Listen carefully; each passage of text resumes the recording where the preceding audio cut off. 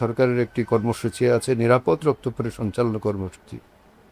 এই কর্মসূচির আওতায় আপনার যেগুলি রক্তবাহিত কিছু রোগ আছে, এগুলো যিনি রক্তদাতা, যিনি দিবেন, তার শরীরে এর জীবাণুগুলো আছে কিনা এগুলো আমরা নির্ণয় করে তারপরে এগুলো ট্রান্সফিউশন দিই। সো একজন রক্তদাতা যখন রক্ত দিবে, এটার মাধ্যমে সে জানতে পারবে যে তার এই ভাইরাস বা রোগ জীবাণুগুলো তার মধ্যে আছে কিনা।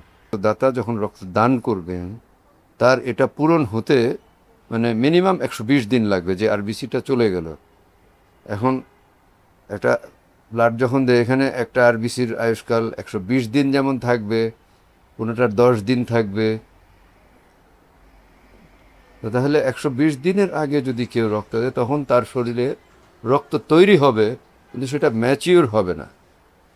হ্যাঁ, যেটা রক্তের মূল যে কাজটা হলো হিমোগ্লোবিনের, যে আমরা যে অক্সিজেনটা গ্রহণ করি, এটা শরীরের সব জায়গায় পৌঁছে দেওয়া, প্রতিটা কোষে, তখন এটা সে পৌঁছাতে পারবে না, তার এই ক্যাপাসিটিটা কমে যাবে, ইম্যাচিওর সেল তৈরি হবে, তখন সে তার কাজটা পরিপূর্ণ করতে পারবে না এবং সে বিভিন্ন রোগে আক্রান্ত হবে।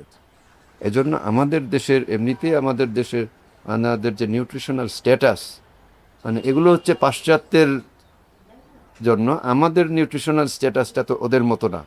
এই সমস্ত স্টাডি হলো ওই সমস্ত দেশের 4 মাস হচ্ছে মিনিমাম, এর আগে দেওয়াই উচিত না। তারপরে আমাদের দেশে মহিলাদের এমনিতেই তাদের শারীরিকভাবে একটু দুর্বল থাকে, তাদের বিভিন্ন ফিজিক্যাল থাকে, এই জন্য তাদের আসলে আরও গ্যাপ দিয়ে দেওয়াটাই ভালো, নাহলে তার ক্ষতির সম্ভাবনাই বেশি, উপকারের কোনো সম্ভাবনাই নেই।